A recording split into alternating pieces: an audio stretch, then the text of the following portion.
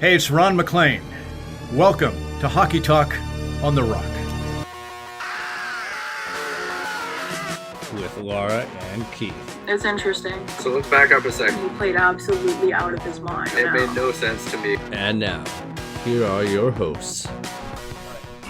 Might as well hit the ground running here with Hockey Talk on the Rock is back.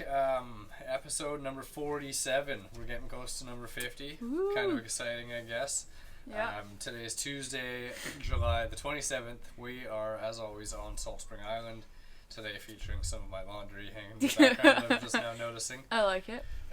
So we have a ton of things to talk about, but quickly before I throw to you for the initial Canucks rant, because we've got a ton of Canucks news. It's exciting. Yeah. The last 6 days, as we were just kind of talking about, was crazy, but we'll quickly touch on our draft predictions, because that's the last thing we did on Wednesday night before we both went off the grid. Yeah. And so, to sum it up, I'm not going to go through the draft list. I went off the board like I did last year, and it cost me again. Yeah. So I got 3 out of 14 because I didn't count the Arizona pick. Right, yeah, of course. Or else we'll a gimme, right? Yeah. So 3 out of 14 for me and 5 out of 14 for you. So, yeah. The gambling, I'll have to give it up. I know, I was going to say, I feel like next year I'm going to have to gamble. Just, Another make tick in things the win interesting. column. Yeah. So, good job. Kudos to you. Not bad. It was kind of an interesting little draft there. Yeah. We'll both touch on how both of our teams traded out of the first, I think, as we come up here. So, Canucks news. I've got it in order, but I'm going to definitely let you hit the ground running here. Sounds good. So, Jim Benning, decided that 2021 NHL season didn't need to exist and decided to basically make every single move possible to get rid of everything he acquired or re-signed in 2020/2021. So the first move, I guess, was the big move. The big right? move. Which was the Canucks finally got their man that has been rumored about coming to Vancouver for years now, in Oliver Ekman-Larsson, who I'm not super happy about, but it's not as bad as I think it could have been. He's 30. Yeah, he's 30. He's got 6 years left. He's got 6 years left, but they only have to pay 7.26 of the cap out of the possible out of the 8.25. Yeah, and I mean that makes it a bit better, but it's not. The Oliver Ekman-Larsson part really actually pisses me off, because even though the Canucks got rid of their kind of dead cap, I guess, in Eriksson and Beagle and Roussel all in one swoop, they were only on the books for 1 more year, and if the Canucks had just waited, it probably would be better in their future than taking on that $7 million for 6 more years. However, the other half of the trade I really like. I really like Connor Garland. It was funny because we were talking about it like that day before both of us knew what happened, and I was like, yeah, I really like Connor Garland. And I think if you think about the trade as being a first for Garland, and then tie into the deal that they gave him today, which I also really like. Garland's 25. He signed a 5-year deal for just under $5 million. I think that's a contract he can play above. I think he'll be a pretty good fit, and I really like the move, especially right now, because if Höglander takes a step back, you have someone else who should be producing kind of on that second line. I mean, maybe they put him on the first line and juggle things around. There's like a whole bunch of possibilities now with the Canucks. Really, their top 9. And then also with Podkolzin coming in, all the pressure's off him now. He doesn't have to be a top 6 winger. He can just be whatever he is, and I really like that. So, especially for next year, I really like that move. And then obviously they chucked in the 2nd and the 7th. The 7th I don't really care about. The 2nd for next year, and then the 1st for this year. And all of a sudden it became another draft where the Canucks had traded multiple picks and they didn't pick very much. And that frustrates me. But again, if I think about the 1st for Garland, I can kind of get behind it. It's just the rest of the deal that I don't really like. And then the thing that overall freaks me out, I'm sorry this is going to be long, is that, after you re-sign Patterson and Hughes, there's only so much money that can go around, and I know part of what we're going to get to today that happened is going to help with that, but I really think that one of Horvat or Besser, their days are somewhat numbered in Vancouver, not an imminent thing, but in like the next 2 years, I really think one of those 2 players will move because of these big caps that are coming into Vancouver, and that kind of pisses me off, but anyway. Time will tell with that, I guess. Yeah. I'm on the silver lining side of the Ekman Larson thing because, like, I feel like greener pastures in a different place is going to play effect with him, and he already has a connection with new, executives, Daniel and Henrik sitting upstairs. So I feel like it'll be good for him, and I think he'll be playing with a better team. So my gut's telling me the first 4 years of the 6 won't be too bad. Super painful. And from what I've looked at, the contract isn't buyout proof either. Yeah, that's what I was gonna throw in. So they got better now for sure, like without a doubt. Yeah. And Garland, like you say, 25 years old, makes the winger situation very intriguing now because you got to think if Hoglander takes a step forward or Park Olsen's good, now you're actually putting in Pearson in a position to go down and play with Dickinson on the third. Yeah. And that could be the makings of a really good third line as well. So it makes it all very intriguing. I mean, they got to get some lower level players still, but yeah, and we'll get into the defense thing. Like, I think the Canucks forward group right now looks the best that it has in years. Like, I'm actually really excited to watch them play this season. I'm like, okay, there's so many different ways this could go, and who knows who's gonna have chemistry. Hopefully they lock up Pettersson and Hughes here soon, so that's all set. But I think it'll be a really interesting year for the forward group. And again, I think taking that pressure off of Horvat so he doesn't have to be the defensive player. Like, all this kind of goes into that, right? Like, if you can play Horvat with Garland, all of a sudden he's got someone again on his wing that can score too, and that should help him. So I like that. Anyway. Yeah, it was a good deal, I think, and it was a good re-signing. I'd give the win to Vancouver and the participant ribbon to Arizona. Okay, I'm actually opposite. I give the win to Arizona because I think they take on that cap, but it's only for a year. They get a first-round pick out of it, and they weren't going to re-sign Garland anyway. So I give the win to Arizona, but I actually think it's quite fair.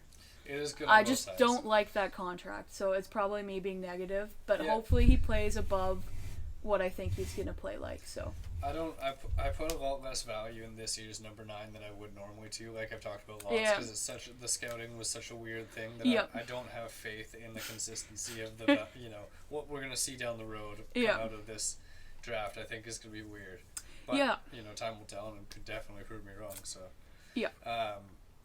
moving into the next piece is chronologically is both buyouts. So I mean the Jake buyout, I don't really have anything to say. We all knew it was going to happen. It doesn't cost much for the Canucks to buy him out, and it was the right move. It's like literally nothing this year and then $500,000 next year. So whatever, it's fine. That I have no problem with, and evidently their team's reaching out to him, so he might end up somewhere in the NHL still, which is interesting. But anyway, he's gone, and that era of the Canucks is over.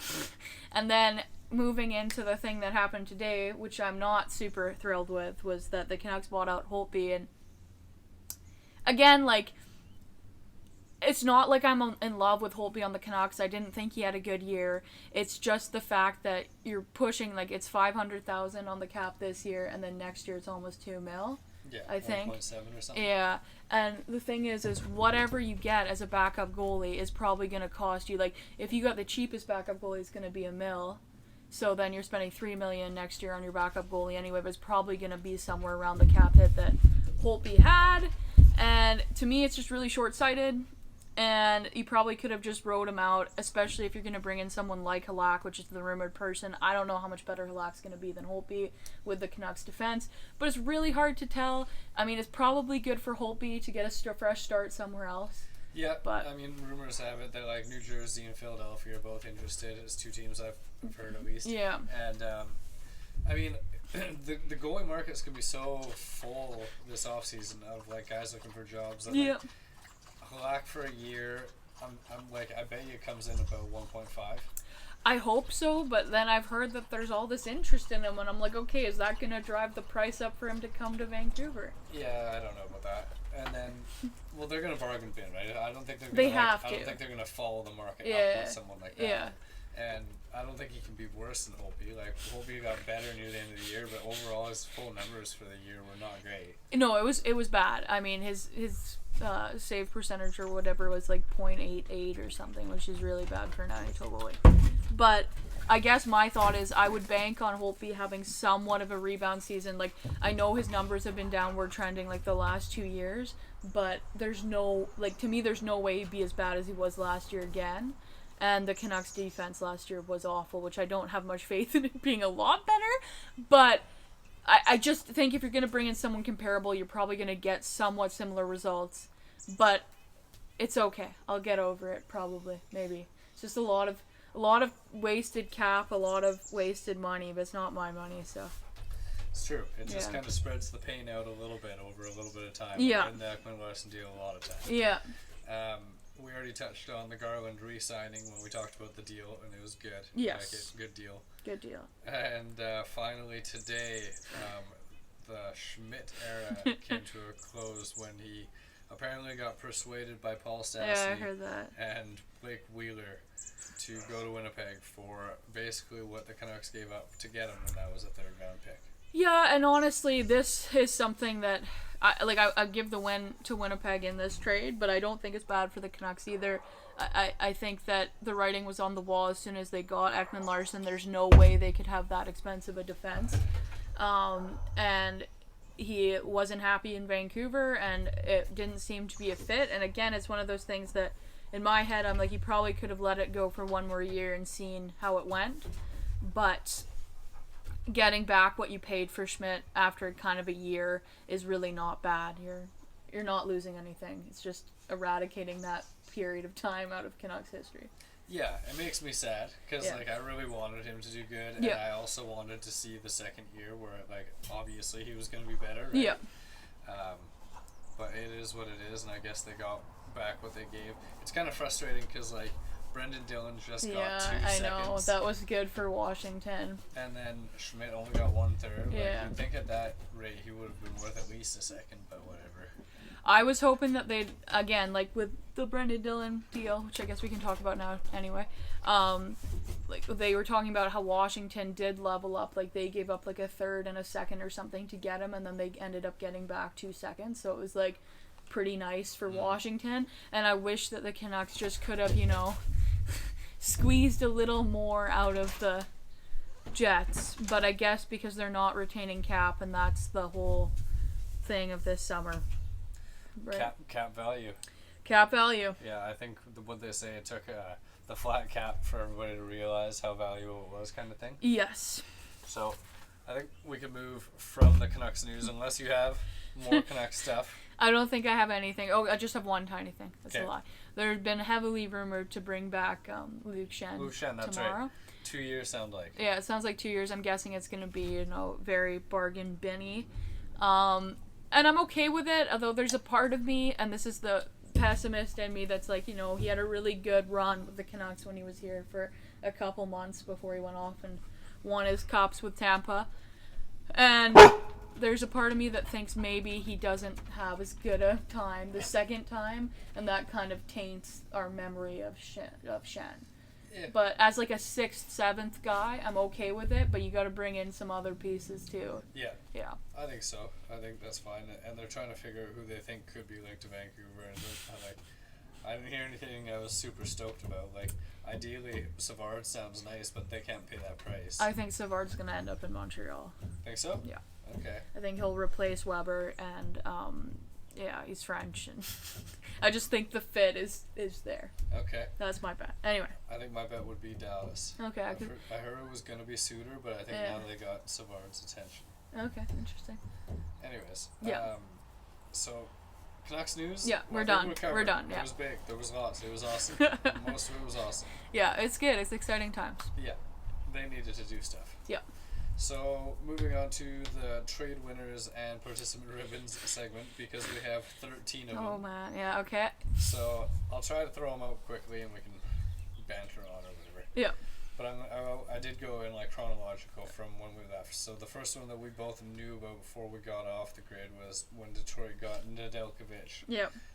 from Carolina for the rights to Jonathan Bernier, Yeah. who it doesn't sound like Carolina's going to sign, Yeah. and a third-round pick in the draft. Big win for Detroit. Big win for Detroit, and it's kind of silly that Carolina would walk away from like a Calder finalist goalie because they didn't want to pay him $3 million a year. Yeah, I don't get what Carolina's doing. I was really quite high on like the direction of that team. I thought they were building something really big there, and who knows, like maybe they go out and sign some decent goalie and it's all kind of for naught. But if you compare that return to like the Aiden Hill return, like Arizona got a lot more for Aiden Hill. I would probably value Nedeljkovic more than Aiden Hill right now.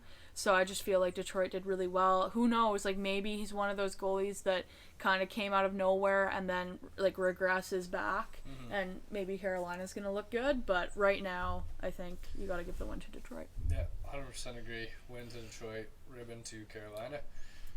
Second one, I think we also knew half of, which was we knew Philadelphia had traded Gostisbehere to Arizona. Yes. We didn't know what, and it turned out it was a complete salary dump for Philly, getting rid of Ghosty and a second in next year's draft and a seventh in next year's draft. Yeah. So that kind of sucked that they got nothing for him, because I feel like he's going to actually be in their lineup. Oh yeah, they don't have like any players right now. Well, they have like a bunch of old, overpaid players, but I think Ghosty he'll be there. So obviously Philly had a plan. We'll talk about that as we move forward here.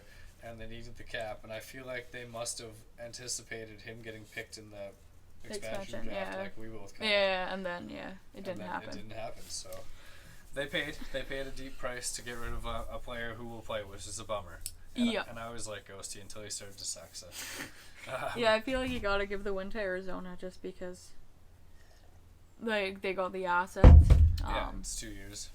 Yeah, and I think too with Arizona, I was reading that they only have like 4 players signed beyond next season, and one of them is Gostisbehere. So that's interesting. They'll be a team to watch for many reasons. Very many reasons. Calgary got Tyler Pitlick from Seattle. Yeah.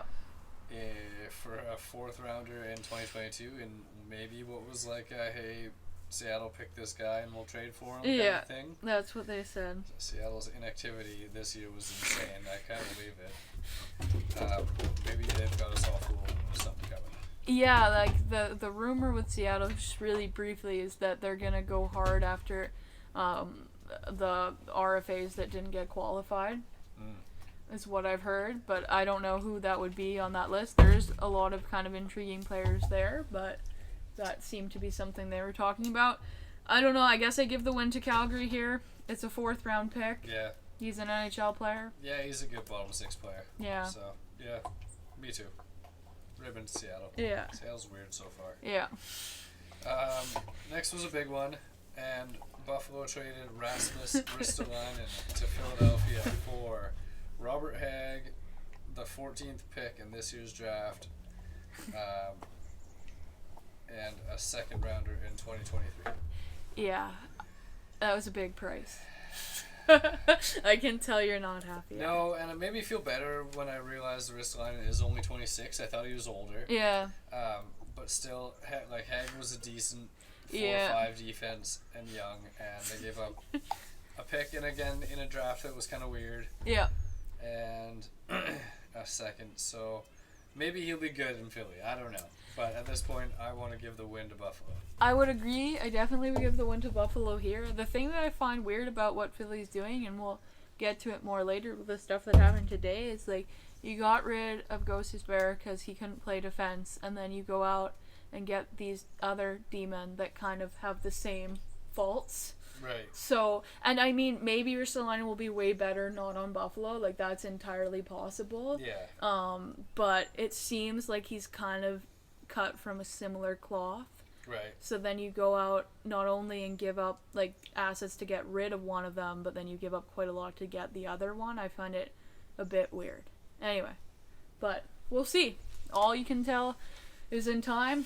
Yeah, and Philly's obviously beefing things up this year. Yeah, they're switching it. Earlier in the trade we talked about. Yeah. Nashville. 5th one, St. Louis got RFA Pavel Buchnevich from the Rangers for Sammy Blais and a 2nd rounder. Yeah, I would give the win to St. Louis here. I like Buchnevich. I think the deal they signed him to was too much money, though. that made me really like the Garland deal a bit more. Yeah. But I think that he's the best player there. I mean, Sammy Blais will probably be a decent like bottom six guy for the Rangers, and again, he plays like a heavier style, so it all goes into what we've been talking about with that team. So Yeah. I don't think it's bad. It's pretty. I'd give the win to St. Louis as well. They kind of need help with scoring type things. Yeah. Which is a scoring type guy. Yeah. And I think it's funny, the Rangers, how much they're going to start sacrificing skill for size Yeah. and speed now. We'll see how it goes for them. Yep. The next one was a big one and a weird one. Chicago got Seth Jones for Columbus's first rounder this year and a sixth rounder next year, and Columbus got Adam Boqvist, Chicago's first rounder this year, Yeah. Chicago's first rounder next year, and Chicago's second rounder this year. So yeah, I have no idea what Chicago's doing. I think that's like my saying of the off season now. But that was a lot to give up for Seth Jones, and then they signed him immediately afterwards to this ridiculous deal. Like, I get it, Seth Jones is a good player, but I don't think he's like worth $9.5 million. No, he's crazy. And so, yeah, I just don't understand where they think their team is going. But to me, the winner here is Columbus. Yeah, they got a lot. They got a lot. I give the win to Columbus as well. I think Boqvist could very well be a very good defense. Yeah. And he's Yeah. young. He's 20. Yeah, and 2 first rounders and a second, so participant room to who would have ever thought that was Seth Jones being the other side, but what Yeah, well, it is what it is. And then the next trade, Columbus then flipped right. Chicago's That was smart too. second rounder for Jake Bean from Carolina, who's a defense in a young guy that we both thought was going to go in next draft to Seattle. Yes. So that one for me, I give the win to Columbus because I thought it was smart for flipping that second rounder for Bean, and I think Bean's worth a bit more than that. Yeah, I agree with you too there. And again, if you think about like replacing Seth Jones and replacing his minutes or whatever, you have Boqvist and now you have Jake Bean, and those are two guys that they're not shabby, like pretty good kind of blossoming NHL players right now, I'll say. So Yeah. I think Bean's going to get given the opportunity to finally move into the top 4 because he's been kind of buried in Carolina. So yeah, I think that was a good move. Good move for Columbus. yeah, Columbus was busy again with the next deal, and they traded Cam Atkinson yes, to Philadelphia for Jake Voracek straight up. right, 1 for 1. 1 for 1. Yeah, so in this case, I would give the win to your boys in Philly. I think Atkinson is the better player right now, and I think that he'll add something to that top 6. Yeah, I also give the win to Philly. Like, they needed more goal scoring. He is a definite goal scorer, probably one of the more underrated ones, if we're being honest. Yeah. And Voracek has lost his ability to score in the last few years and just kind of resides as like a playmaker and power play passing guy. Yeah. So I can see why Columbus would want him in a power play situation with Lane and stuff like that. Yeah. They had him before too, right? But Philly saves $2.5 million on the cap for the next 3 years. Yep. And has 1 more year of Atkinson after that, but whatever. Yeah. So yeah, I like the deal, and Voracek kind of did have to go, so I'm not sad. Yeah.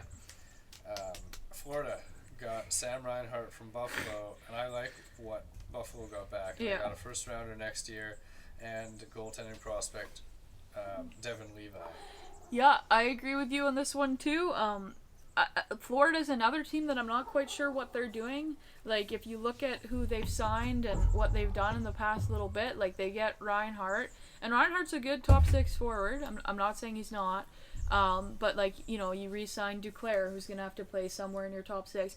You have Verhaeghe, who's been playing in your top 6, and then Sam Bennett, who's been playing in your top 6. And they're all kind of the same player. Like, I just find it almost like they have too many of the same type of guys, and the price that they paid was pretty heavy to get Reinhart. So I know Reinhardt's a center, but I doubt he'll play center there unless he's their third line center. So Yeah, I I don't know, think it's he's going to kinda score a bunch puzzling. of goals playing in Florida, to be honest, but I still think Buffalo got a really good return there. yeah, I think Buffalo wins the deal for sure. And I will say I think that Greg Adams has been surprisingly good so far with Kevin what Adams. Kevin, sorry, not Greg. It's a It's Canuck an thing. honest mistake. It's a Canuck thing. Yeah. I get it. But yeah, I think he's done pretty well given the situation that he's been in, and especially kind of like how I thought it was gonna go for him after the Taylor Hall trade. Yeah, after that for sure, and the deal he did for Reinhardt and for Ristolainen were both really good, I thought. I think so too. He'll need to get players. There's another team that has like no NHL players for next year, so they're gonna have to have someone play for them. Yeah, So we'll see. be interesting. Anyway, See who's interested to sign there tomorrow. Tomorrow's going to be a busy day, and we're going to have a lot more to talk about. yeah, Moving right along, Florida again, trade number 10 of 13 here. yes, Traded D-Man Strawman Yeah. and a defensive prospect who was like a second rounder a couple Yeah. years ago, and a second rounder in 2024 yeah, to Arizona for a seventh, basically a cap dump. yeah. Again, I think you have to give the win to Arizona, right? Like, at some point in time, I have no idea what they're doing with their cap.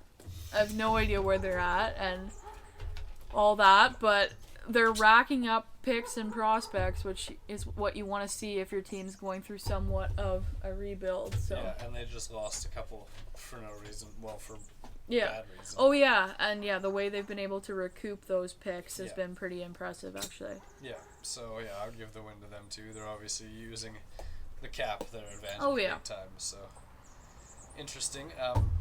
Then Winnipeg got Brendan Dillon from Washington, who has 2 years left on his contract as a D-man, for 2 second rounders from the next 2 drafts. Yeah. I almost want to give the win to Washington because they got 2 second Yeah. rounders, but I don't know. Dillon's a pretty good D-man, and Winnipeg needed to upgrade their D with that kind of guy.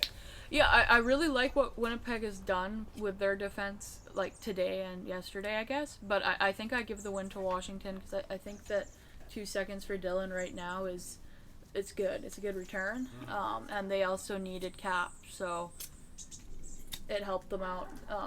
Yeah, no, I think win to Washington. Win to Washington, but Winnipeg is going to be an intriguing team to watch next year. So, a quick sidebar about that, Yeah. because I was thinking about that, and now, like, their defense is surprisingly deep, but in a weird way, right? Because they've got Pionk, Morrissey, Yeah, and they've just got this guy, right? Dylan, yeah. And then they've got Schmidt And DeMello and, And like DeMello. Stanley.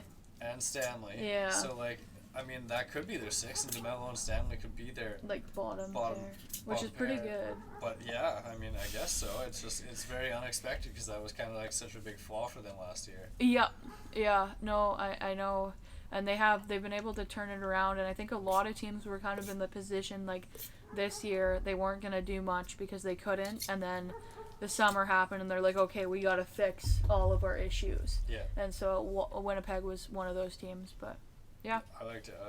Even though I didn't give them the win, I liked the move. I do too. I agree with you. Final 2. Chicago acquired Vezina Trophy winning goaltender Marc-Andre Fleury for an ECHL prospect. Can I give the Harkarainen or something. yeah? Can I not give the win to either team? Well, I mean, if he plays a game for Chicago, Then it's a win for then Chicago. it's a win for Chicago, Yeah. obviously. Yeah, and that, I mean, was a really interesting thing to wake up to this morning. Like, just the whole way that Fleury has been treated in Vegas has been very fascinating to watch, and the report out there was that they didn't actually talk to him today, like, before before the trade was announced. Right. So he found out, like, on Twitter that he'd been traded, and he was pissed. And then Chicago was like, oh no, we told him like in our exit interviews or whatever that we were probably going to try and move him, but it sounds like he might just retire. I kind of think he's going to come and he's going to play because he's going to be pissed off, and I think he's the kind of guy that probably will take that personally. It's like, you win the Vezina, then I'm going to trade you for nothing. Yeah. Like, No, that would motivate me, I think. Because, like you already said with the Seth Jones thing, like no one knows what Chicago's doing. Yeah. I read out there that it might be suggested that Chicago might not be able to convince him to play, but might be able to convince him to play if they flip him to Pittsburgh. Yeah, and I was thinking about that one too, that maybe they could do something with Pittsburgh and then they'll get more of a return or something than they did, or they'll and it retain was- something or Yeah, and it whatever. was also too, like, if anything, if there's anywhere he's gonna maybe want to actually do it, would be where he started it all and has the rings and blah, blah, Yeah. blah, so. The thing about Vegas too is that everyone, now that they've cleared that $7 million of cap space, is like they're gonna do something big, Of course. and of course it's gonna go back to the Eichel rumors. Yeah. So we'll see what happens with Vegas, but they do have cap space now, which they haven't had for, a while. But it sounds like they're gonna sign Martinez. They did. Oh, did they? Okay. 3 years, $5 million. Okay. There you go. I missed that. Yeah, just snuck in there today. Okay. Final trade, finally. Colorado got defense McDermott from Seattle for a 4th rounder. Yeah. Again, I'll give the win to Colorado. I don't know. Serviceable D-man, 4th round pick. It's just like the Pitlick one, but basically. Wall. Moving right along. Gotta keep it going. Yeah, basically, because now we got to get into good deal, bad deal, because there's a lot of signings. Okay. 19 of them, so. Yeah. Oilers, I'm not going to do them. I'm going to read them to you, and you do the good deal, bad deal. Okay. Oilers re-signed Mike Smith to 2-year, $2.2 per contract.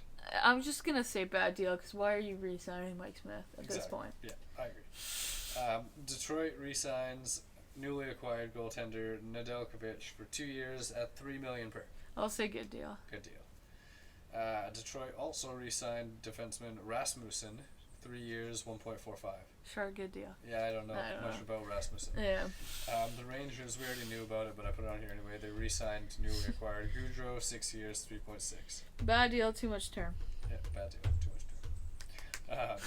Boston, we also knew, I think, re-signed Taylor Hall, 4 years, $6 million per. I actually kind of find this one a bit hard. Sorry. Just because I feel like Boston isn't going to go through a weird period of time where they're not going to be very good, and then this deal is going to kind of bite them. It is only 6 per. But it's only 6 and it's only 4. I'll say good deal, but it's borderline. I like it. Yeah. And if Krejci comes back, I'll like it more. True. Boston, Chicago, we touched on, re-signed newly acquired Seth Jones, 8 years, $9.5 million per. It has to be bad. Yeah. Too long, too much. Yeah. Considering he still has 1 more year, so that's going to end in 9 years. Yeah. Yeah. Too much. The next deal, I'm going to preface it by saying I like it. It's a good deal, in my opinion. Colorado re-signed Cale Makar, 6 years, $9 million per. Yeah, I like it. Good deal. Especially when you compare that to Jones, yeah. LA re-signed forward Trevor Moore, 2 years, 1.85. Sure, good deal. Yeah. This one snuck in too, I didn't realize. Detroit re-signed Mark Stahl, 1 year, $2 million. Sure, good deal. Sure, good deal. Florida re-signs Sam Bennett, 4 years, 4.4 per. I'm going to say bad deal because I haven't figured out what Sam Bennett is yet. I'm going to say bad deal too because they're basing a decent contract on a very short sample size. Yeah. Maybe it works out. It could be fine, yeah. The next one was kind of one I was going to skip because I did skip some of the small ones, but it was Philly, so I threw it in. Okay. And they re-signed Sam Moran, right, who was defense, but he played forward last year. 1 year, $750. Sure, good deal. Yeah, good deal. Paul Stastny re-signed in Winnipeg, 1 year, $3.75 million. I like that one. Good Me too. deal. I think it's a good value deal for them. Yeah.